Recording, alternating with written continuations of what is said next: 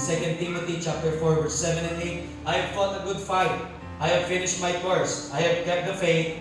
Henceforth, there is laid up for me a crown of righteousness, which the Lord, the righteous judge, shall give me at the day. And not to me only, but unto all them also that love His appearing. Your shadow covers me, a promise of love, where my heart is safely undone.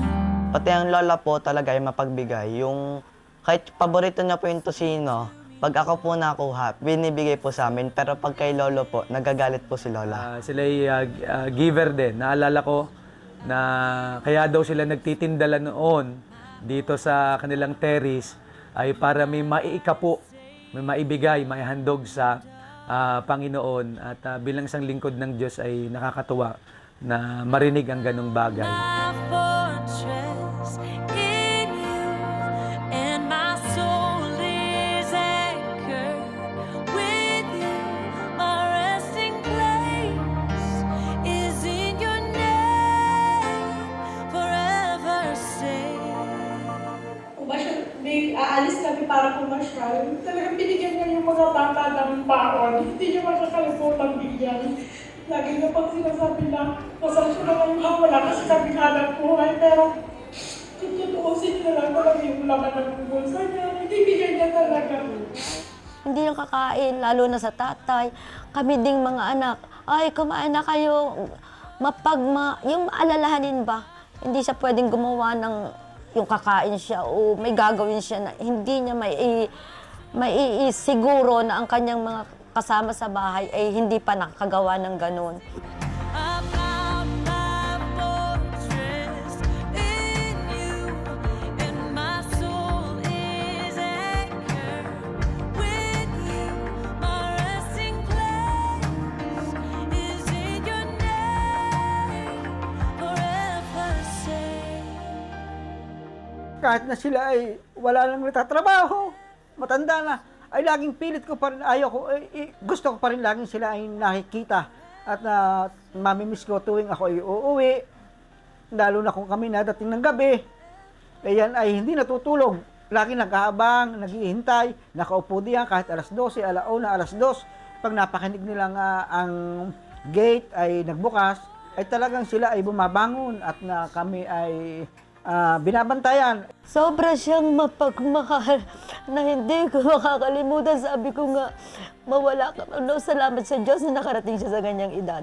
Prayer, super prayerful talaga ni Lola, and yun yung naaalala ko sa mga advice niya is laging mag-pray, and wala namang hindi kayang ma-solve ng panalangin.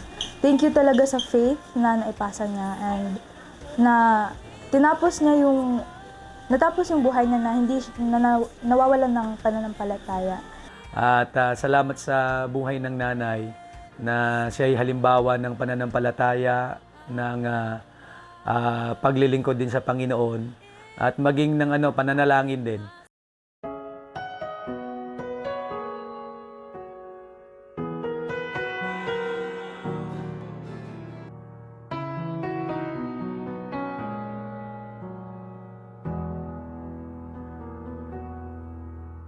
Mga minamahal, may pangako po ang Panginoon ng walang hanggang aluwal at iyan doon sa kanyang piling sa langit.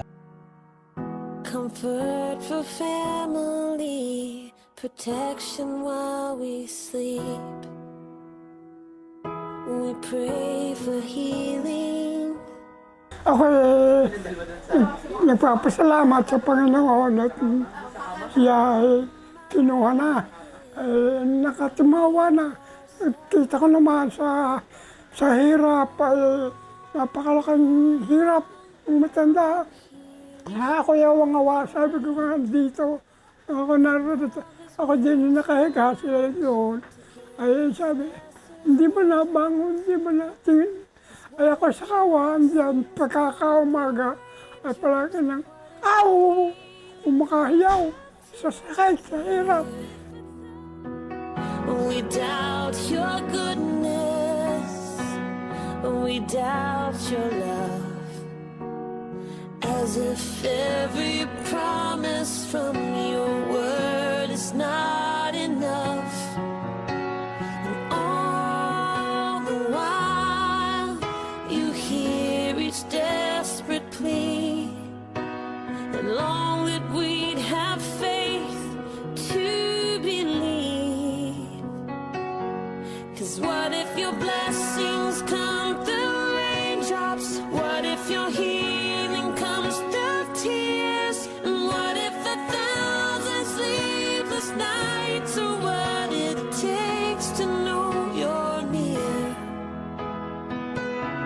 And what if trials of this life are your mercies in disguise? When friends betray us, when darkness seems to win, we know the pain reminds this heart that this is not our home.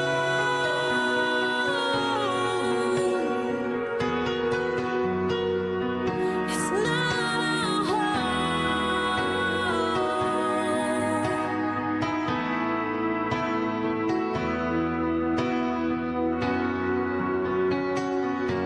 'Cause what if your blessings come through raindrops? What if your healing comes through tears? Sobrang mapagmahal.